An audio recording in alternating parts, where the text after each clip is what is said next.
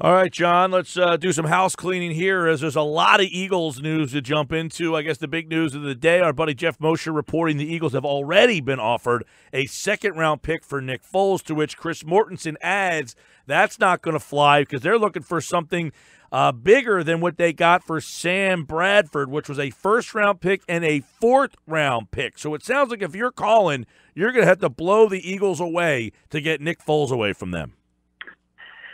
Yeah, we'll see. I was texting Jeff. I heard that same thing that the Eagles were offered a second-round pick, and I can narrow that down to an AFC East team. So that would lead me to believe the Jets or the Bills, because they both have, I believe, 2 second-round picks. But when you talk about a first and a fourth-round pick and what the Eagles got for Sam Bradford, the problem with that is the timing and the fact that Sam was traded 8 days before the regular season. Teddy Bridgewater went down 11 days before the regular season.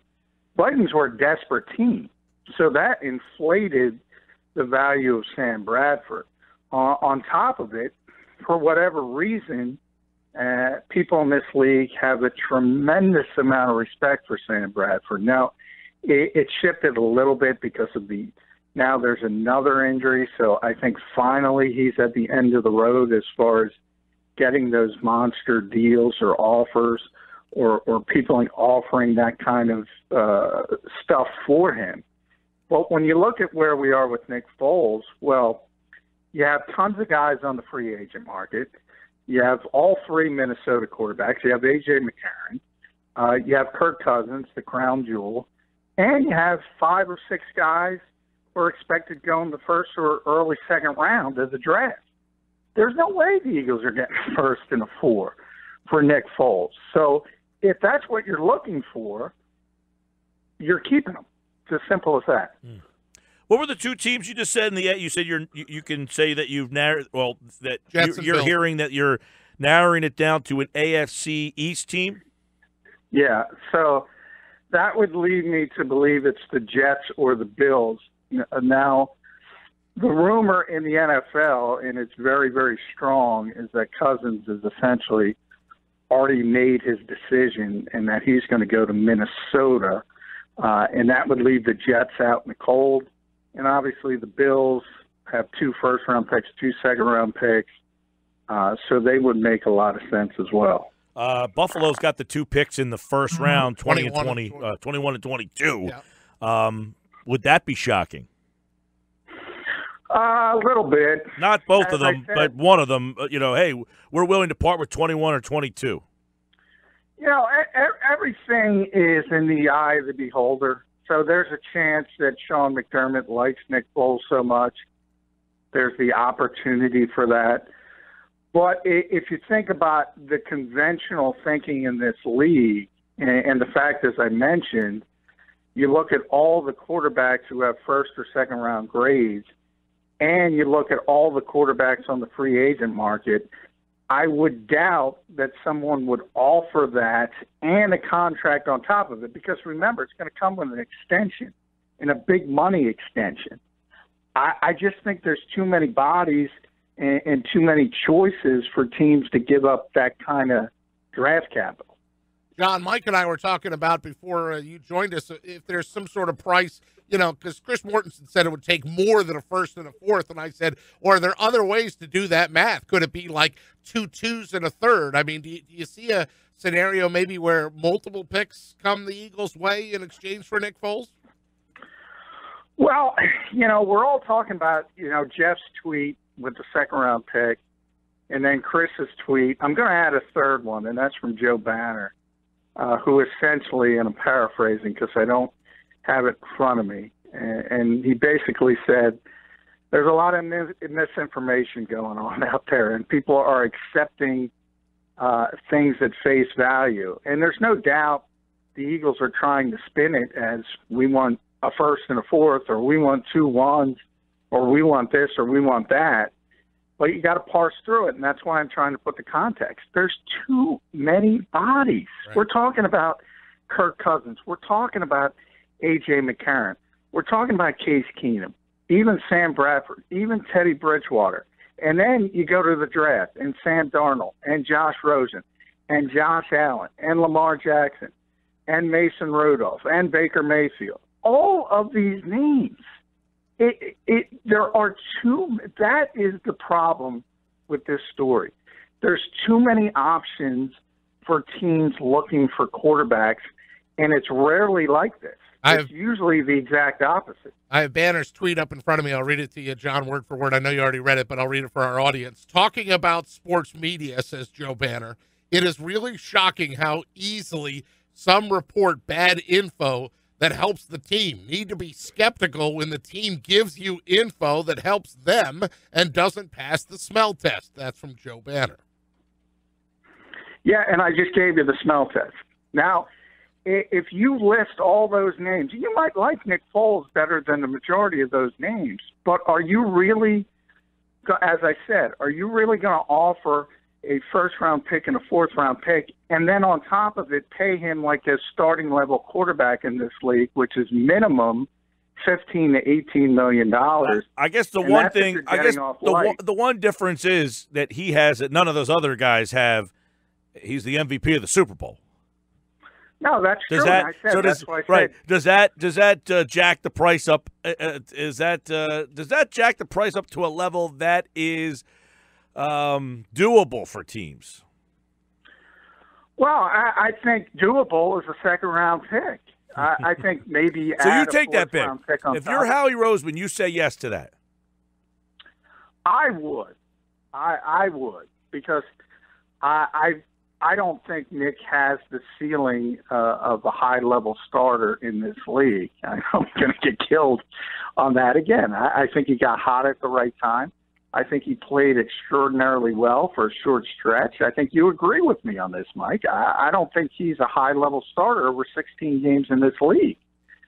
And that's not to say, as I said, there might be teams that value him more than every single name I mentioned. I doubt Cousins, but every other name I've mentioned, still, you have to add in the fact that how much better is he than insert any of those names. And then on top of it, so you have the opportunity to take one of those players or give up a first-round pick, give up a fourth-round pick, and spend a lot of money.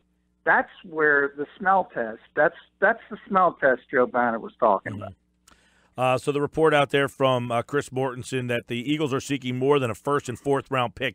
I mean, is that an indication that they don't want to trade him, but if you call and blow us away, we will? It could be, or it could be just wrangling for the best deal possible. I mean, as I said, the Eagles can go one more season with having the best quarterback situation in the NFL. They can afford, because Carson Wentz is still on his rookie deal, they can afford to move forward with both quarterbacks and have the best quarterback room in the NFL again. But at that point, they're probably going to lose him and get nothing in return. So it's a risk-reward. Do you want that comfort of having a safety net for a guy rehabilitating from a serious injury, or do you want to get maximum value for a player like Nick Foles? Now, you could also wait, and you could also hope that what I said and everything kind of falls out and shakes, and everybody picks their new teams, everybody picks their new draft choices. You wait till August, and if there's another injury, sort of what happened in Minnesota with Teddy Bridgewater, then you could strike and possibly get more. But that's unlikely to happen. Yeah, and MMQB's Peter King reporting the Eagles are confident, something you said all along, John, that Carson Wentz will be ready for Week 1, opening the door for them to trade Foles. He added that they value Foles more highly than Sam Bradford, who, of course, got that first and fourth-round pick there. So the Carson Wentz thing, to me, I look at the Wentz thing almost less than I look at Sudfeld, because you know Wentz is coming back, whether it's week 1, 2, 3, 4, 5, 6, whenever. He'll be back. He was signing autographs yesterday in King of Prussia, but he did not talk to the media. Okay. So, we're not getting any indications on how the recovery. But to me, it's more than Wentz, because he's coming back. It's how much do I value Sudfeld and how many games I think Sudfeld can get me through. Do I think Sudfeld can play 2 to 4 or 5 weeks or 2 months? That to me is more important than Wentz's availability. Yeah, I mean, they have to be comfortable with him as a backup. There's no question about that. And I don't know how comfortable they could possibly get because he's not done it. So I don't see any way you can say you like his ceiling and you can project him to be a capable backup and somebody who projects to be a starter down the line. Howie said that out in Indianapolis. That's what they think of Nate Sudfeld, but they really don't know. They know what they have from Nick Foles. By the way, I find that comment ironic that the Eagles think more of Nick Foles. Obviously, it's a different regime, but the Eagles traded Nick Foles for Sam Bradford. So think about the absurdity of that. But the point is... Well, that was Chip Kelly, though, right? Yeah, of course. And it's Howie Roseman values Nick Foles more than Chip Kelly valued Nick Foles, is essentially what that means. But, that kind of talks to the mentality of the NFL. And I know this is hard for people to understand. And I get it because he's the Super Bowl MVP. But there are more teams in this league that don't think Nick Foles is a high-level starter than do think Nick Foles is a high-level starter. You can believe that or not believe it. I'm telling you, it's the truth. Mm-hmm. Other stuff on the agenda today. Johnny Mack has got plenty more on the Eagles at 97.3 ESPN.com. I guess Patrick Robinson's another one. Some reports reporting the Giants will have interest in bringing him in. Somebody tweeted over the weekend. We've kind of had this discussion before, but give him a low-level contract, see what it is. But I don't know that it's that easy. He's a guy that I think the Eagles really have a tough decision to make. Yeah. No, I old habits die hard. And people hear Nickelback and they say that. And they say, oh, give him a low-level contract, bring him back. And the realization is they look at depth charts, and they're the old depth charts from the 1970s that list, the third linebacker as a starter. But Patrick Robinson was on the field 70% of the time. Patrick Robinson is the starter on that defense. And he's the guy, as I said, who played in 70% of the snaps. He's the guy who played at an extremely high level.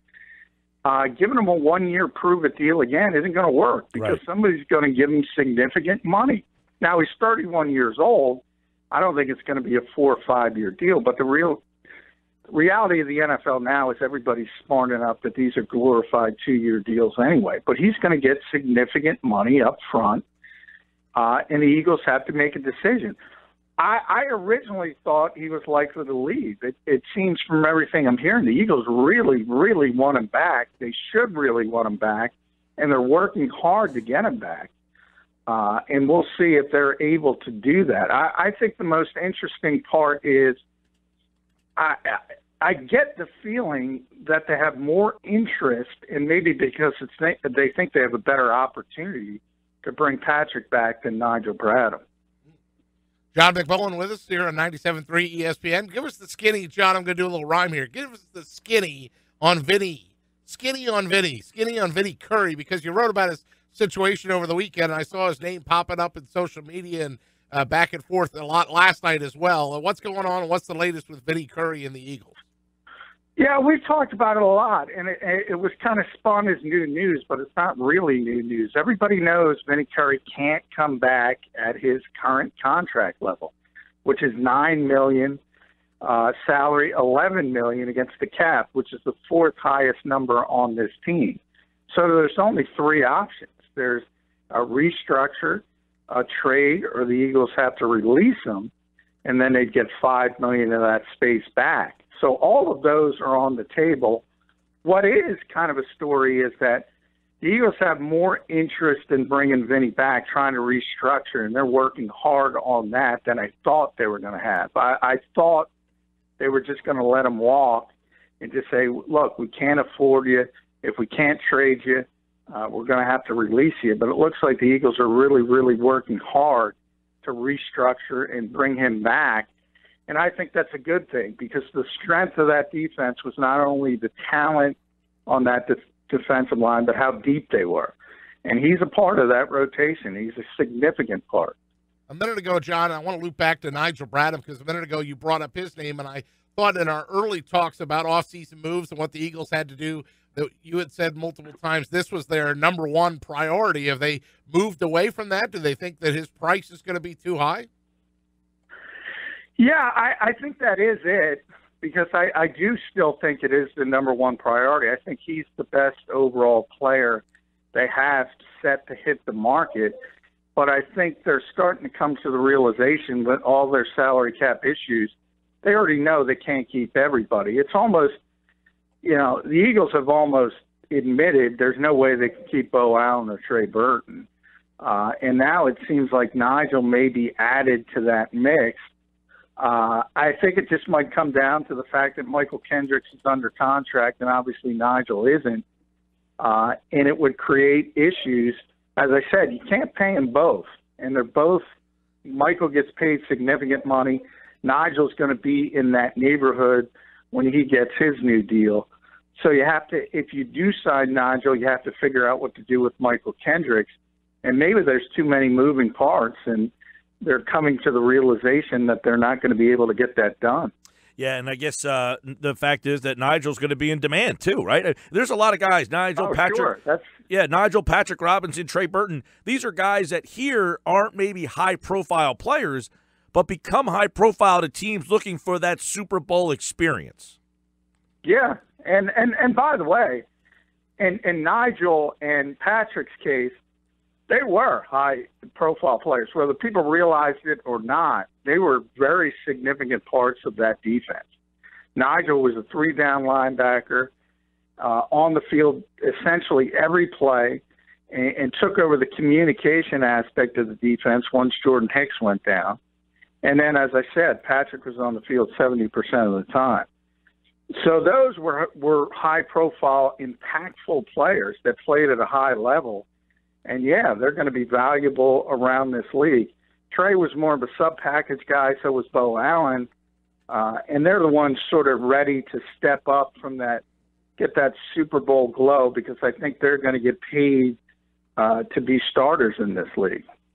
A couple NFL news and notes with John McMullen here on the Boardwalk Honda Hotline at JF McMullen on Twitter.